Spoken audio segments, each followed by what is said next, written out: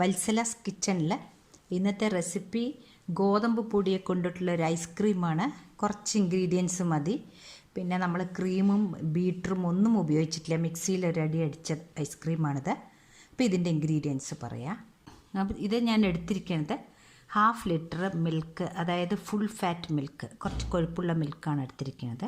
പിന്നെ ഇതിന് പുറമെ 1 ഗ്ലാസ് പാൽ കൂടി എടുത്തിട്ടുണ്ട്. അപ്പോൾ 1/2 ലിറ്ററും 1 ഗ്ലാസ്സും എടുത്തിട്ടുണ്ട്. ഇതിലൊരു 3 ടേബിൾ സ്പൂൺ ഗോതമ്പ് പൊടി, ഷുഗർ നമ്മുടെ ആവശ്യം അനുസരിച്ചിട്ട് ഇട്ട് കൊടുക്കുക. പിന്നെ വേണ്ടത് 1 ടേബിൾ സ്പൂൺ ബട്ടറും. ഇത്രേ വേണ്ടൂ. അപ്പോൾ ആദ്യം ചെയ്യാൻ പോണത് ഈ പാലൊന്ന് നമുക്ക് കാച്ചിയതോ കാച്ചാത്തതോ പാലെടുക്കുക. ഞാനിതൊന്ന് കാച്ചാൻ പോവുകയാണ് പാല്.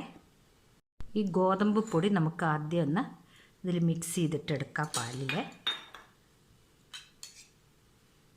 ഇത് കട്ടിയില്ലാണ്ട് ഞാനിപ്പോൾ ഇതിൽ 1 ഗ്ലാസ് പാലെടുത്തിട്ടുണ്ട്. പിന്നെ നമുക്ക് ആവശ്യമുണ്ടെങ്കിൽ ഒരു പിഞ്ച് കളർ ചേർത്തി കൊടുക്കുക, നിർബന്ധമില്ല. ഞാനിപ്പോൾ ഒരു യെല്ലോ കളറ് ഒരു പിഞ്ച് ചേർക്കും.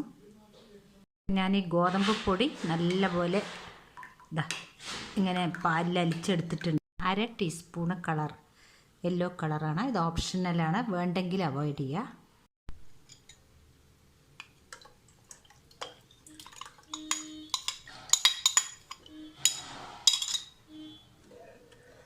ഇനി നമ്മൾ ഇളക്കിക്കൊണ്ടേയിരിക്കണം.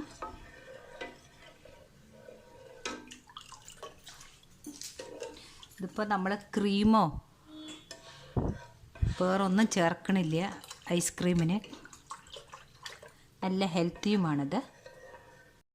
ഇപ്പം ഞാൻ ഗ്യാസിൽ ആ പാല് ചൂടാവാൻ വെച്ചിട്ടുണ്ട്. ഇതിലേക്ക് നമ്മളിപ്പോൾ ഈ എടുത്തു വെച്ച ഷുഗർ ഇട്ട് കൊടുക്കുക. ഷുഗർ നമ്മുടെ മധുരത്തിനനുസരിച്ച് ചേർത്തി കൊടുക്കുക. കുറേശ്ശെ കൊഴുത്ത് വരുന്നുണ്ട്.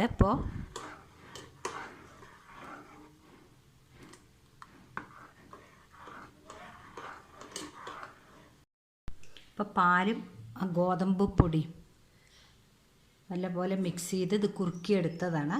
ഇതിപ്പോൾ ആറിയിട്ടുണ്ട്. ഇനി നമുക്ക് ഒരു മിക്സിയുടെ ജാർ എടുത്ത ശേഷം അതിലേക്ക് 1 ടേബിൾ സ്പൂണ് ബട്ടർ, ഇപ്പോൾ പാലും ആ ഗോതമ്പ് പൊടിയും നല്ലപോലെ മിക്സ് ചെയ്ത് ഇത് കുറുക്കിയെടുത്തതാണ്. ഇതിപ്പോൾ ആറിയിട്ടുണ്ട്. ഇനി നമുക്ക് ഒരു മിക്സിയുടെ ജാർ എടുത്ത ശേഷം അതിലേക്ക് 1 table spoon butter, 1 table spoon butter ഇട്ട് കൊടുത്തിട്ടുണ്ട്. ഇനി നമുക്ക് ഈ ആറിയ മിൽക്ക് ഇതിൽ ചേർത്തിട്ട് മിക്സിയിൽ ഒരു അടി അടിച്ചിട്ട് വരാം. 1 ടേബിൾ സ്പൂൺ ബട്ടർ ഇട്ട് കൊടുത്തിട്ടുണ്ട്. ഇനി നമുക്ക് ഈ ആറിയ മിൽക്ക് ഇതിൽ ചേർത്തിട്ട് മിക്സിയിൽ ഒരു അടി അടിച്ചിട്ട് വരാം.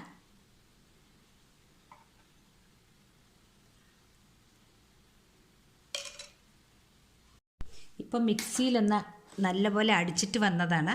ഇപ്പം തന്നെ നമുക്ക് ഇത് നല്ലൊരു സ്മൂത്തി ടെക്സ്ചറായിട്ടുണ്ട്. നമുക്കിതിനെ ഒരു പാത്രത്തിലാക്കിയിട്ട് ഫ്രീസറിൽ വയ്ക്കാം.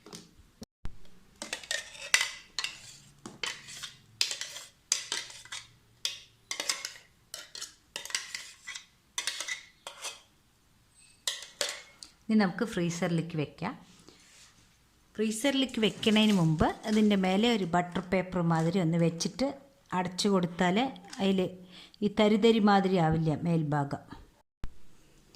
അങ്ങനെ ഒരു 6 മണിക്കൂറിന് ശേഷം ഫ്രീസറിൽ നിന്ന് എടുത്തതാണ്. നമുക്ക് ഐസ്ക്രീം